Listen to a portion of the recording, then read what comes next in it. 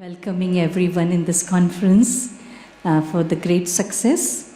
And we Brahmakumaris practice Raja Yoga meditation. This is the meditation where we concentrate and we practice the thinking right with open eyes.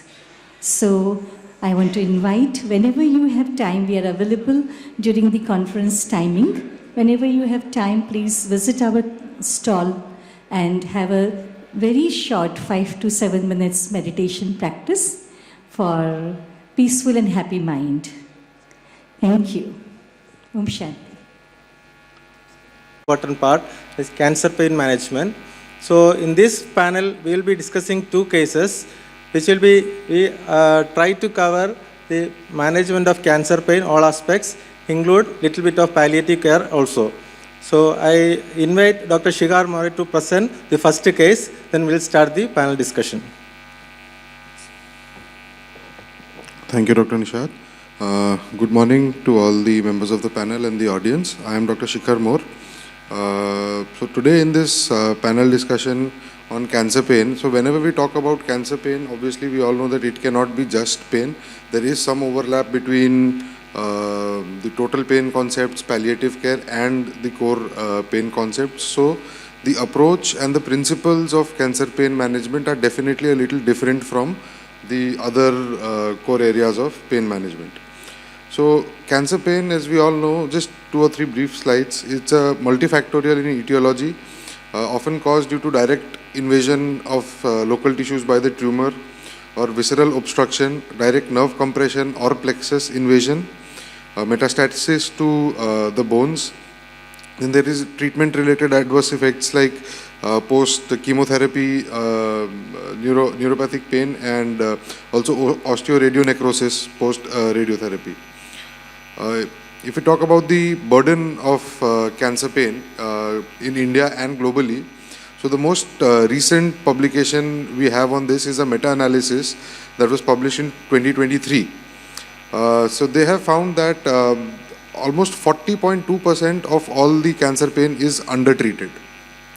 And an overall prevalence of pain is 44.5% in all cancer patients. If you look at the Globocan data, we can, it's a simple arithmetic calculation to find that there are millions of patients with undertreated cancer pain in India currently.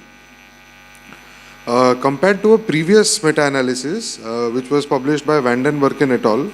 In 2016, there is slight reduction in the prevalence of cancer pain that has been seen, which can be attributed to raised awareness and raised penetration of the cancer pain management efforts. But we can still see that we have just hit the tip of the iceberg and there is a lot of work to be done. Whenever we talk about cancer pain, we need to address pain in its entirety, the concept of total pain, which includes the physical, psychological, spiritual, and social pain. So as we move along this panel discussion, we will be touching on each of these areas.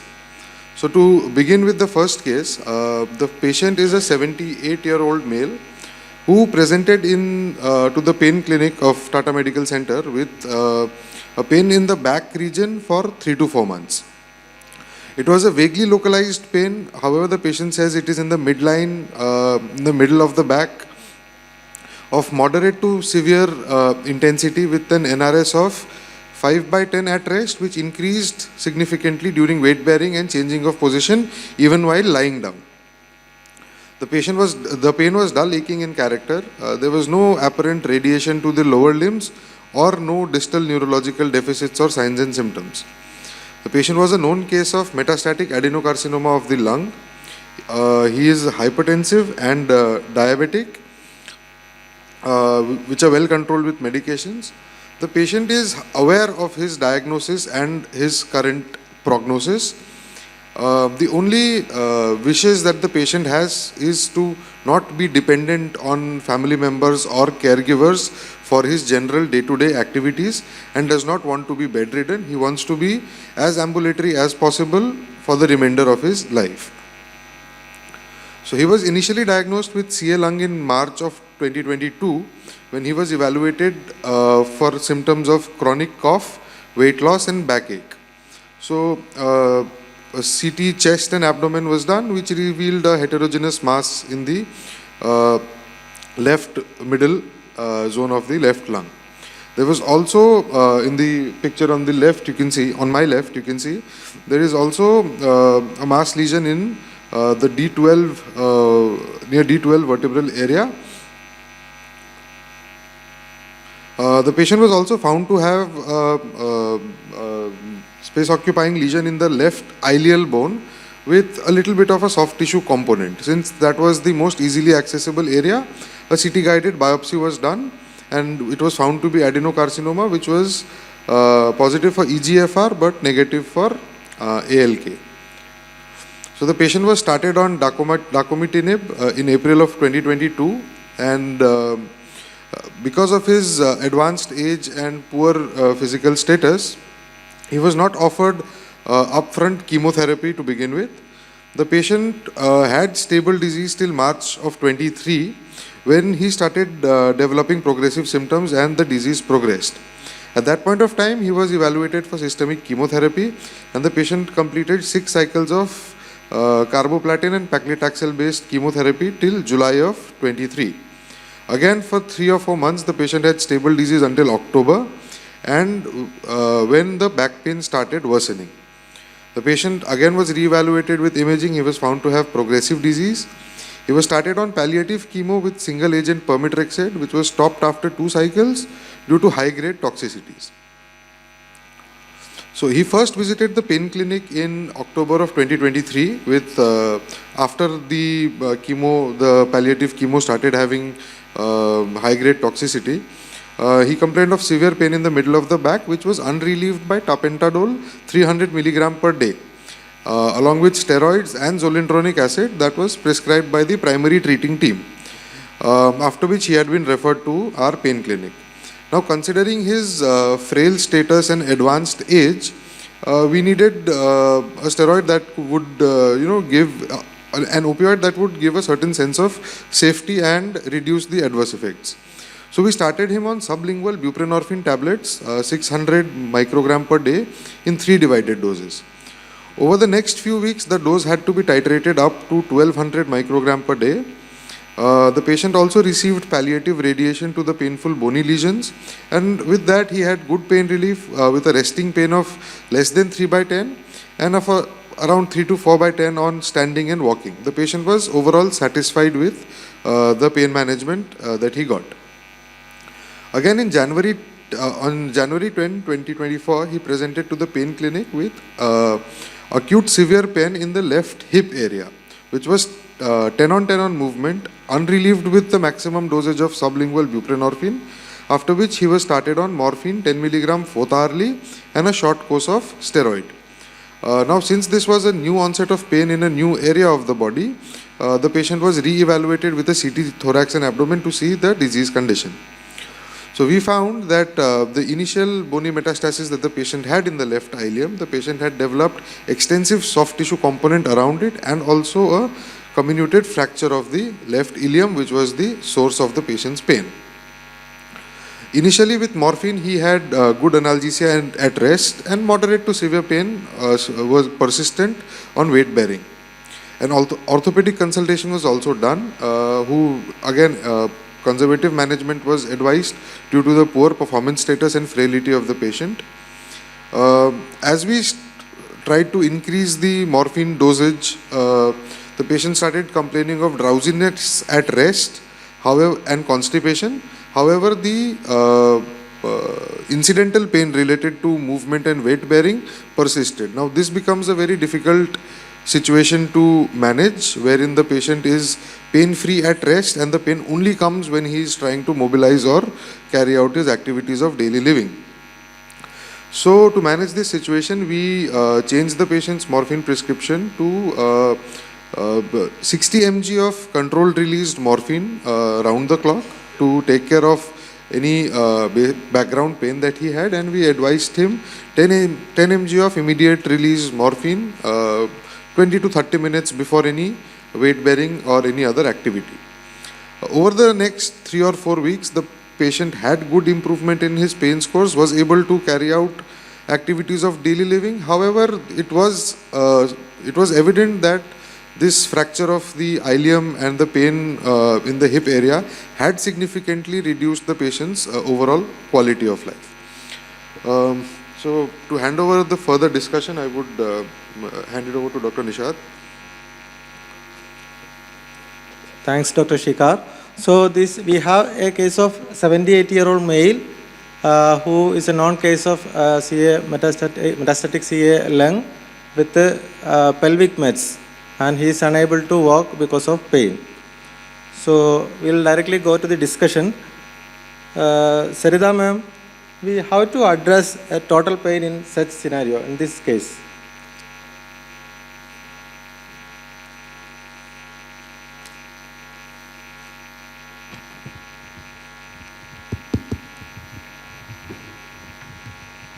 Hello. Good afternoon, everyone. First of all, I would like to tell that the concept of the total pain was given by the Dame Cecily Saunders. He was the first lady who has noticed that the cancer pain or any type of pain absolutely contains all other factors also in a patient of cancer. So in this scenario, patient is of 78 years old man, and the wish of this patient is he wants to do his daily activity life independently. He wants to live independent. He don't want to be dependent. So in this patient is having severe pain. So all four aspects should be covered in this patient, like physical aspect, psychological aspect, social aspects, and the spiritual aspect. The physical aspect, patient is having severe pain, so first we have to go for the management of the pain. In this patient, they have started oral lingual drug first, and lastly they have come on the morphine. Due to the frailty of the patient, they have started the sublingual buprenorphine. But lastly, in the advanced stage, patient is having metastasis in the D1 vertebra along with the iliac bone. He is in severely pain. So we have to go first for the aggressive management of the pain. In the psychological aspect, we have to respect the patient's wish that he wants to live independent. So when we will manage pain adequately, then we should give the priority of this patient's will. And in this spiritual aspect, maybe patient may have the fear of death, may have some finding of meaning of life. All these factors can be considered. The key is, along with the management of the physical pain, we have to address the other aspects also as well, like the psychological as well as the social aspects we have to cover. That is the most important part when we manage a cancer pain. So what is the rationale of prescribing opioids in such a scenario? Dr. Manish, what is your opinion? The rationale of prescribing opioids is given in the WHO pain ladder. So according to the WHO ladder, for mild, moderate and severe pain, we have to start with non-opioids, then weak and then strong opioids. And here absolutely that was started. Initially we started on tapentadol, and then gradually according to the pain response or the disease progression. The rationale behind opioids is because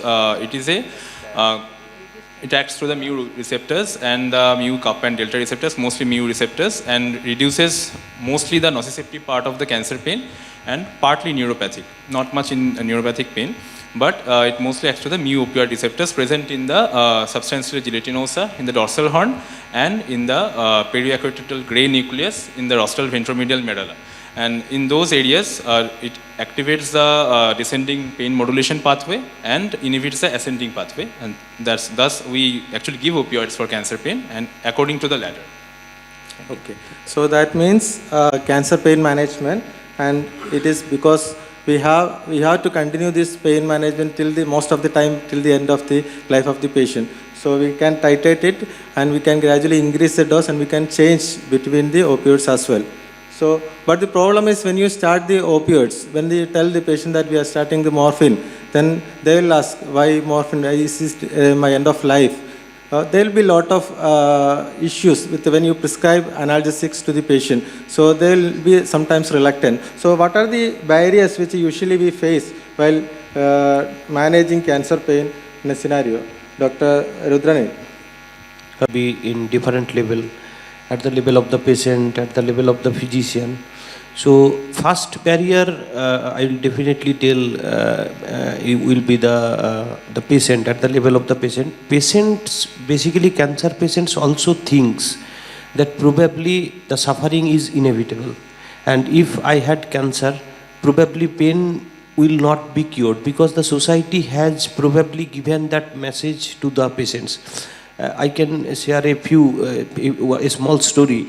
In our hospital, we were trying we were just running a TMC cancer pain-free initiatives. We are trying to implement that.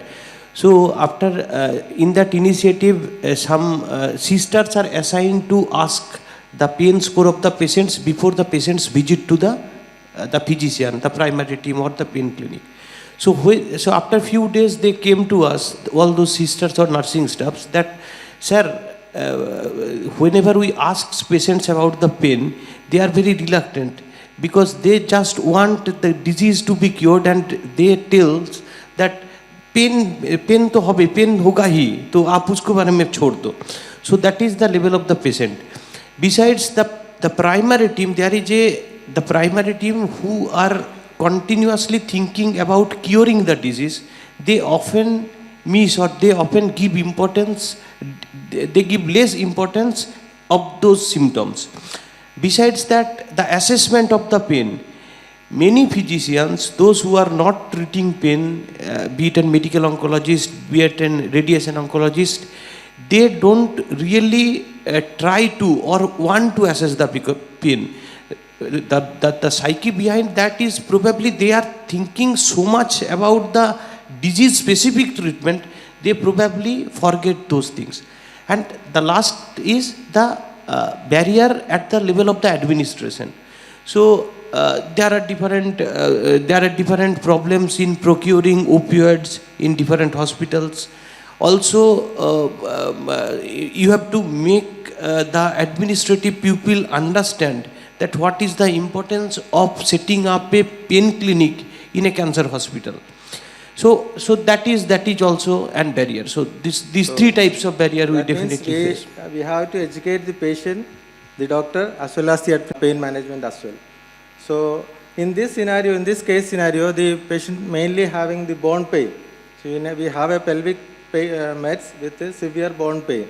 So how this bone pain is different, how the management of pain is different, or what are the options other than the opioids, what all things we have to add to manage bone pain in such scenario? Dr. Amod.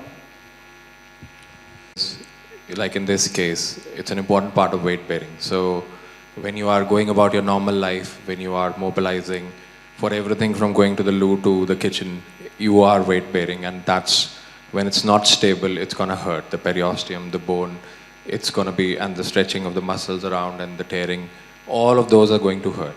So when you're dealing with a cancer patient, there could be multiple mechanisms involved, including the osteoclast activation. And that's an advantage and a disadvantage as well, because it opens up new avenues, like you can use the rankle inhibitors to suppress this kind of pain or the proliferation. So when you're treating this pain, if you can fix the primary cause, you fix the primary cause because the stability is good. And then in a few weeks or months' time, as the healing occurs, the problem should resolve. But if you can't fix the primary cause, then you have to look at other supportive mechanisms.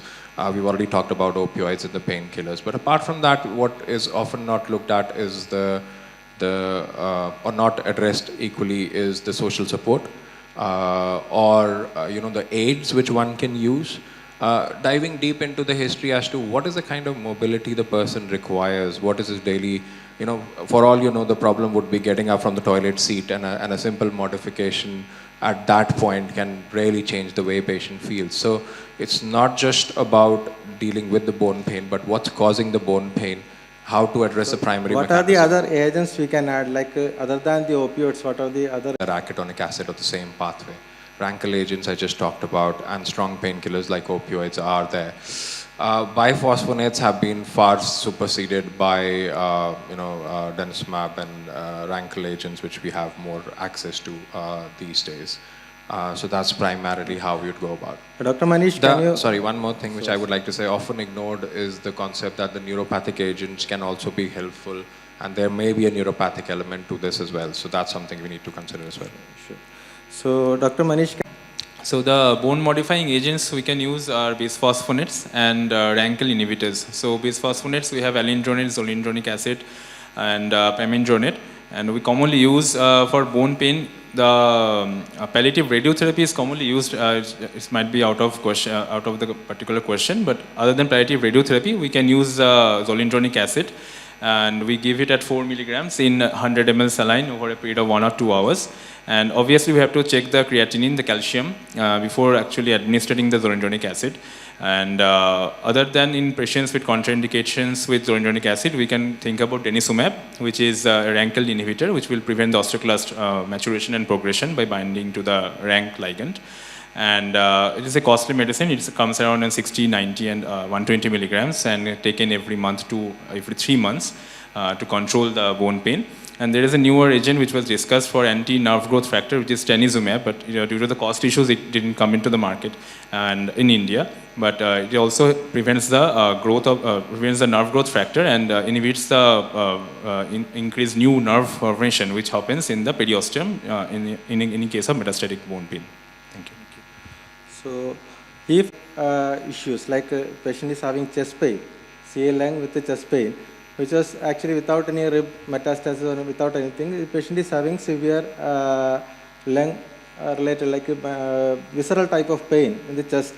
How we can address, like what intervention we can add for managing this sort of pain? Dr. Rudran. Definitely, the bone pain usually gets treated with NSAIDs. So, in any case, we have a very fear about prescribing NSAIDs in those group of patients. So, I personally believe one philosophy that please don't allow any cancer patients to die in severe pain with a very good kidney. So, the patient died, and with a very good, with a tremendous suffering, tremendous pain, with a very good kidney, because we have not prescribed the NSAIDs, so the kidney is very good, but the patients, even the last breath, he was suffering from pain. As far as this intervention is concerned, or the pain is, definitely if there is a chest pain, it might be from the lung. The pain may originate from the lung, then it is autonomic in origin. The pain may arise from the chest wall also. It may be from the chest wall involvement. If it is originating from the lung, then definitely some interventions which is close to the spinal cord. That means, so we have to give some epidural or some intrathecal drug, whatever, that will take care of that part. But if it is arising from some somatic structure, if it is due to some rib metastasis or chest wall involvement, then probably intercostal neurolysis will help. Yes, we can give an epidural local anesthetic and break the pain cycle. If again pain recurs, then we may think of epidural neurolysis with local anesthetic, but be it epidural neurolysis or subarachnoid or intrathecal neurolysis. But the problem with neurolysis, it may be associated with some motor paralysis. So if the patient's life expectancy is very less, or say in 1 or 2 months, and where we are not, we don't have any problem if the patients have some paralysis, then definitely we can go for it. But definitely literature is very less. Also, we had a very less experiences about those procedures. Dr. Pradeep, do you have any experience regarding bolus, or we have given intrathecal bolus, patient is having a good pain relief, but for further option like intrathecal pump, or most of the Indian patients won't afford that. So what is our option further if the patient is not responding to opioids, high dose opioids? Things apart from non-pharmacological and non-interventional techniques like transcutaneous electrical nerve stimulations and acupressure, acupunctures, and apart from that, progressive muscular relaxation techniques. These techniques, along with the pharmacological and interventional techniques, it is adjuvant to relieve certain kind of pains physically also and psychologically also. So with respect to epidural neurolysis and some other expert can help you out. Okay, that means we should use all the armamentary trigger point injections of the muscles, releasing that muscles, tense, all these things we can add. Along with the medical management, we have to add the other physical modalities also. So in this case... Can I just pass this? You talked Yes, about yes, this epidural. yes. You know, all it says, you can take help of ultrasound, you can just simply go ahead with an erector spiny block. So instead of going in the canal, you can... We'll go either paravertebral or erector spinae, we can do a neurolysis, especially for a unilateral sort of pain. Yeah. Dr. Amod, you want to add something? But they're not universally available, or the expertise for that is not universally available, which is a big problem where we all need to grow. Sometimes you need to find simple solutions, like if a patient is going to die in a month's time, I don't worry about keeping an epidural catheter in for a month. Yes. So what's the big deal in that? Yeah, like you were saying, a healthy kidney. So I'm not worried about it if I need to, which is a low-cost option. What's the problem? You can send him home. You can, if you have experience, if you have experienced nurses, they can go and even change the things at home, right? So similarly, there are some other peripheral nerve block catheters which have now become available as well, and I have started using them as well. Disposable pumps also we can add. The elastometric pumps, disposable ones which don't need to be programmed, which can't be tampered with, is also made the things different. Regarding the neurolysis, certainly I don't have experience with the epidural one, but I've seen as a part of my training subarachnoid neurolysis being done. I still remember when I was in UK, there was a 1 ml ampule which used to come with 100% alcohol, which is actually manufactured in Bombay but not available in India. Anyways, so we used to give it like imagining it's an hypobaric thing. But then you will get CSF, we used to inject it and very small amounts, 0.2 ml, 0.1 ml, titrated to whatever's happening. And you would get, and it was selectively used for people who lost their bowel bladder function and they've got other issues in the lower limbs. I've not tried it for the higher up things, but I have seen that being done. And it works nicely, but then there are limitations. Especially on expert hands with the care. We should, the beginners should not, they can practice it. Sir, just one intervention you can add, cell root ganglion of the particular area, but yes, it is costly, it might not be mandatory for all cancer patients. So in case of pelvic bone mets, like bone mets, is there any role for this cementoplasty in pelvic bone mets? Anyone of the panelists? Dr. Amod, any experience with the cementoplasty?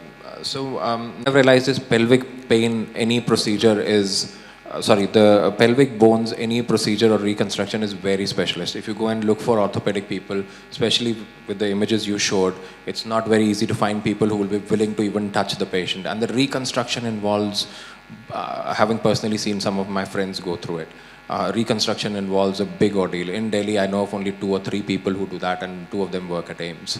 So it's very specialist. Not many people are willing to do it, and often the kind of extensive surgeries or repeated surgeries it involves, it makes it a no-go. So I think it's for a selected, fortunate few at present, unfortunately. Okay. So we'll go to the next case now, because we have... So the next case is a 48-year-old female from Mizoram. She presented to the emergency of Tata Medical Center with acute severe pain abdomen, which was poorly localized, mainly around the central to upper abdomen, and was radiating to the back.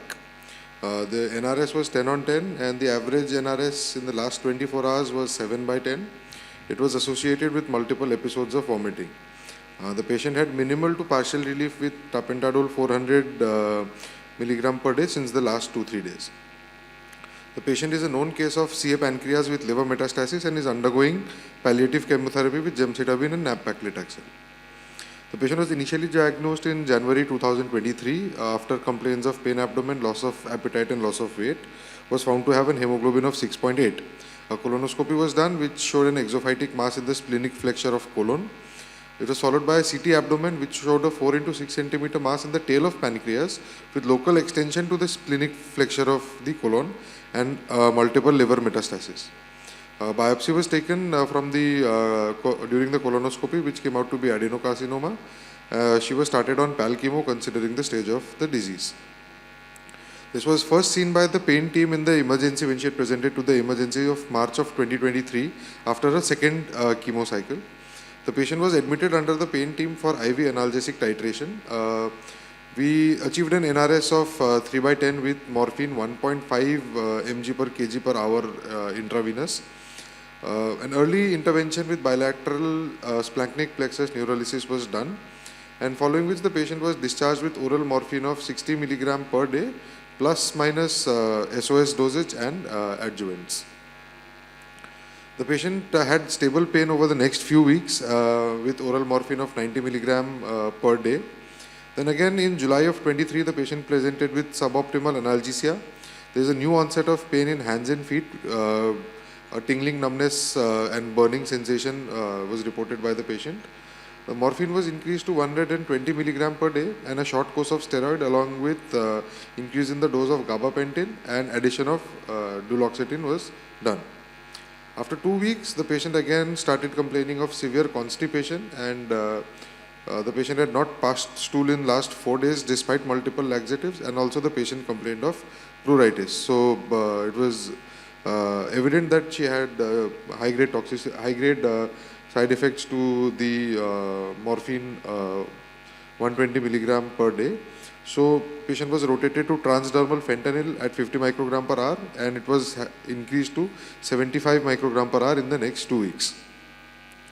Following which, slowly the patient developed jaundice, bilirubin of 5.3, and was found to have progressive disease on response assessment scans. The MDT decision was to have a palliative RT and further chemo only if the jaundice resolved.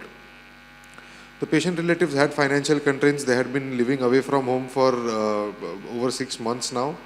The patient, who was aware of the diagnosis but unaware of the current status and prognosis of her disease, she just wanted to return back home and spend time with her children. Seeing that she was having no benefit of all the treatment that she was being offered, she kind of understood herself that the treatment is not yielding benefits, but she wanted to, however, be pain-free for the remainder of life. She appeared to be in depressed mood and disinterested in life. Some counseling, she was offered some psychological counseling. Patient was sent back to her native place and started on fentanyl transdermal patches. In August of 23, the patient relatives visited the pain clinic, complained of worsening of jaundice, abdominal distension, and in a recent blood test, creatinine was found to be 1.9. The patient relatives also complained that they could not afford transdermal fentanyl anymore as it was expensive. So the patient was again rotated on methadone 40 milligrams per day along with SOS dosage of immediate release morphine. ECG was reviewed through teleconsultation and the methadone was increased to 60 milligram per day, which afforded the patient stable pain over the next few weeks. However, the patient then subsequently developed overt liver failure and hepatic encephalopathy and passed in September 23 at home in the presence of her family. Dr. Arghya Mukherjee will lead the further discussion. So, good afternoon. To request for short answer only. So, to Dr. Pradeep, how do you manage constipation? Because constipation is a serious side effects in morphine. And start with oral laxatives, and if the patient is considerably managed well, and we can continue with the same laxatives. If not, you can go ahead with the perrectal or laxatives, and in such scenario patient might not be comfortable with such kind of procedures. They can.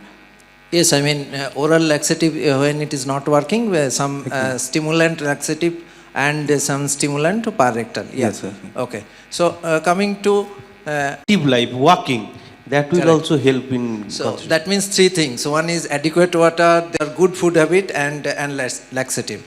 Okay.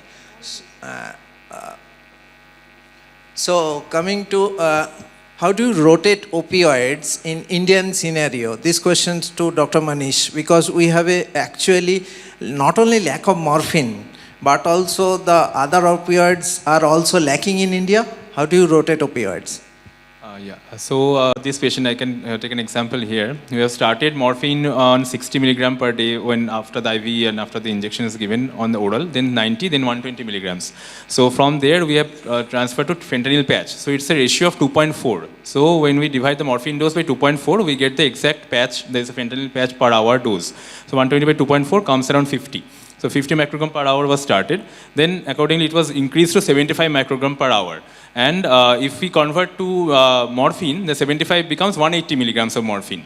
So what we did, it was done, from fentanyl we transferred to methadone. So methadone ratio actually depends on the dosage. It is given as a range. So from 1 to 20 milligrams, it comes around 4:1, from 20 to 40 is 8:1, like that. So for this patient, 180 came down to around 45 milligrams of methadone. If you convert MME of morphine dose of 180 to methadone of 45, it was started at 40 milligrams and with a breakthrough pain of 10 milligrams. That means we don't have much options, unlike UK and other countries where they have hydromorphone and oxycodones and other things. We have only fentanyl, methadone and... morphine, but buprenorphine is not given anywhere. Yeah, because that is the inferior. Exactly. So we have less time, so that patient came to emergency and they immediately started infusion morphine, followed by the intervention. Did you follow the same pathway or would have done in other way? First we will... Okay, no. So coming to Dr. Pramod, so when you talk about interventions, what would you prefer? Would you prefer splanchnic or celiac or both? So, like my other patients, because I've lost so many where they've either developed a clotting and gone on blood thinners and I can't do it, or their bleeding and liver functions deteriorated so much that they want it and I can't do it. So this is one group of patients I said, no, we have to do it now. We have to do it soon. So that's the first point. The second point is my choice is always splanchnic because I like to be in control. There are two reasons why my choice is splanchnic, because when I do RF, I produce control lesions, and if I'm accurate, I will get good effects with limited amount of side effects. The second reason why I prefer splanchnic is because there have been lots of papers which say that if you divide celiac plexus into 4 quadrants, the drug has to spread in all 4 quadrants for you to get consistent reports. And if you don't, because of local disease or poor spread or whatever reason, then the effects are suboptimal, which is not the case in splanchnic. And some practitioners, they do both. Yeah. So that's, I would do a celiac when my patient can't lie prone or has severe breathing problems, which predispose me not taking that risk. Otherwise, my choice is always splanchnic. If I give you another option, like endoscopic celiac, endoscopic USG guided celiac, there the patient no need to be... They are not happy putting in alcohol. That's my personal experience. And the ones they do, you can't monitor the spread as extensively unless you combine it with fluoroscopy at the same time. Pardon with that, I performed 5 cases in last 2 years with endoscopy. Put injection in bi-way, 2-way, on the right side, on the left side. So spread is good. But what I'm saying is you need to combine it to monitor the spread, to make sure it's spread in all 4 quadrants or whichever way. So I often, when celiacs, which work nicely in my scenario. Okay, nice. So there may be hematoma, and if the proper celiac plexus block is achieved, then there may be diarrhea, hypotension, all those problems. And definitely I had an experience of, usually these patients are frail. So if you keep the patients prone for a long time, that may also problem. We have seen one patient of going into respiratory arrest and followed by cardiac arrest while doing those procedure in a prone position. So that is also a very, very dreaded complication. So you mean to say hypotension? Hypotension, diarrhea, hematoma. Diarrhea is a later on, later on effect. But yes, hypotension occurs, and you can do a preload with some use of some NORAD that can prevent it. Okay. Anybody in the house, they want to talk about anything they have seen during celiac plexus walk, madam? Any serious adverse effect during celiac plexus walk? Non-10, better go for early intervention. This thing I wanted to just add it, and then you can continue with the pharmacological management. Thank you, madam. Adjuvants, with the opioids that we are using in these patients, and that should be started early in the treatment. Sure. Right, Sure. the adjuvants like the gabapentinoids and the TCAs, because they have neuropathic symptoms as well. So Yes, that yes. should be added early in the treatment. Oh, That's sure, all I sure. wanted to add. Sure. Because we will be coming in the questions, although It's partial. We can even give ketamine and LOX infusion to these patients also. So desensitization. yeah, desensitization. That could also be one of the part. And whether we give Celiac or whether we give Splanchnic, what the basic thing what I've seen in my patients is that they usually just immediately after they block, they just go to sleep for around 3 to 4 hours because for months together they have not slept nicely because of the Yes, increased yes. pain in the spine, supine posture. So that is the best part. Okay, thank you, madam. So, First of all, we have to assess the psychological aspect of the particular patient with respect to the depression, anxiety, stress. So we can utilize lots of scales are available. With the help of those scales, we can approach the patient systematically. For example, if the individual is stressed too much because of this condition, we can use progressive muscular relaxation techniques and some other non-pharmacological, non-interventional technique which will help to come out of that anxiety to put forward themselves into the further management of cancer. so you practice non-pharmacological techniques? Yes. Please tell us, so what do you practice? We used to practice first is biofeedback mechanism. Okay. And which will help to relieve the stress with respect to the conditions which they are suffering. Second is progressive muscular relaxation, which is a type of meditation, which also helps to reduce the pain psychologically also, and it also a little bit effect on physically also. And mindfulness? And apart from that, certain other techniques like transcutaneous electrical nerve stimulations and acupressure and acupuncture, where we don't acknowledge too much, but those things also has significant effects in Indian populations. Correct, thank you. Dr. Rudranil, this stuff. So usually in hospices, though it differs from the hospices to hospices, in many places there is no scope of giving intravenous drugs in hospices. Yes, mostly. If it is, say in our hospice, in Premas Rea, they give intravenous, but in majority of the hospices they don't give. In that case, transdermal formulations of the drug is the best thing for those patients, because there is no need to titrate, because at the end of the life probably the patient will also cannot take orally. And also if it is not, if the nursing staff is not available, so you can't give, and also monitoring is not there. So transdermal formulations is best for this group of patients. Yes, some if the patient cannot take orally, but if Ryle's tube in situ, definitely you can give some drugs through Ryle's tube also. But transdermal preparation is the best choice for me if a patient is in home care. And you visited the Koshish, yes. the biggest hospice in eastern India. Can you just share us? So there are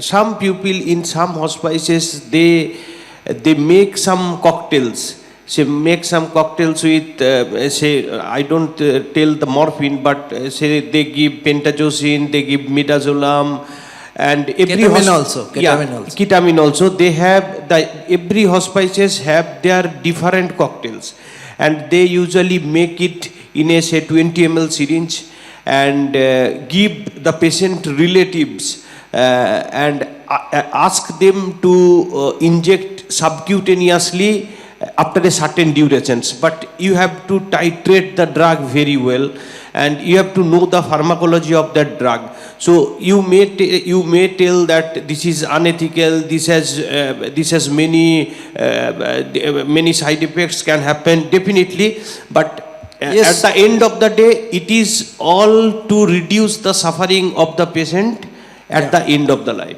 Okay. My last question to every panelist, including the chairperson, sir and madam. In cancer pain, basically, why me? and what is my existence, why God So has answering given. these questions, this is the kind of spirituality. So this is the Thank you, Sarita madam. This is very common question, why me? But answer is still unknown. Why No, me? that is okay. What is up to you? What do you think about spirituality in pain management? Maybe not in cancer, in whole pain management. Do you need spiritual things, spiritual thoughts in pain management? Yes, there is a very important role of the spirituality in the pain management, because through the spirituality, up to some extent, patient got relief from Yes. pain. Madam, please. Spirituality is something which gives meaning to life. So that is very important to address in each and every person in case if we want to achieve the concept of total pain. Sure. Thank you. Sir. I just want to say in this total pain concept of total pain, the first and foremost is the pain management. If you can manage pain, you can only address the psychosocial issues.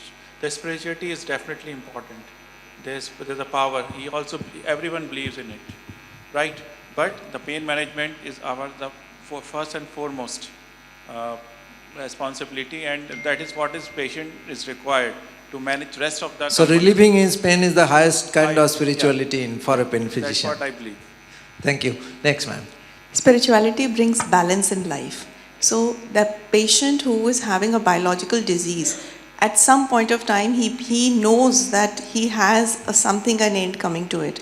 So there are certain unmet desires, unmet thoughts, unmet, things which he or she might have planned in life. Sure. So just to, giving them a healing touch, just to ask them and finding ways for him and his family to meet them. So I think that can be a part. Thank you. Dr. Pradeep. So spiritual belief which we have also always should acknowledge, because it is not what we believe, what patient believes. So if the patient believes in certain spiritual procedures, we have to encourage them so that they will have a peaceful. So encourage their spiritual thought process. Thank you. Dr. Amar. About what the patient thinks about this concept. It doesn't matter what I think. If I'm imposing it on someone, it's not going to work. So if you try and be in somebody's shoes who's got severe pain, like the case we discussed, you talk about spirituality to him, he'll probably bite you and say, go away, right? No, we are talking about I agree with that. in context of total pain. I'm coming with that, yeah. So addressing the pain, as my other panelists said, is very important. And further on, what you do with the spirituality, there could be two aspects when somebody is about to die or who sees impending doom. One is his own purpose of life and what he wants to do. And what he wants to achieve, which is a different issue. And the second one can be how this can help the current situation. So you have to explore both the aspects, and if the patient believes in it, that's certainly a go. Yes, it is helpful, but it doesn't matter what I think. It's about what he thinks. Correct. Dr. Manish. Yeah, so I made home cares to 4 types of religions, Jain, Christian, Muslims and Hindus. They all have their own spirituality in their place at their home. But what I asked, because when we do home care, it's a total care. So when we asked about spirituality, 1 or 2 questions. So we're trying to make a study on that. But what their aspect is that it's very varied. From one religion to another religion. It's very varied because their mindset are different. And what I believe, I don't know if it's like that or not, people mostly care about their next generation. That is what I found out. And if the next generation is happy to some extent, they are well to do, or at least they can do their own work and all. That is the main motto of any kind of patients that is suffering from cancer. It's my perspective. Maybe spirituality has a role in the particular aspect in some way, but I am not sure about it still. Okay, thank you. Here we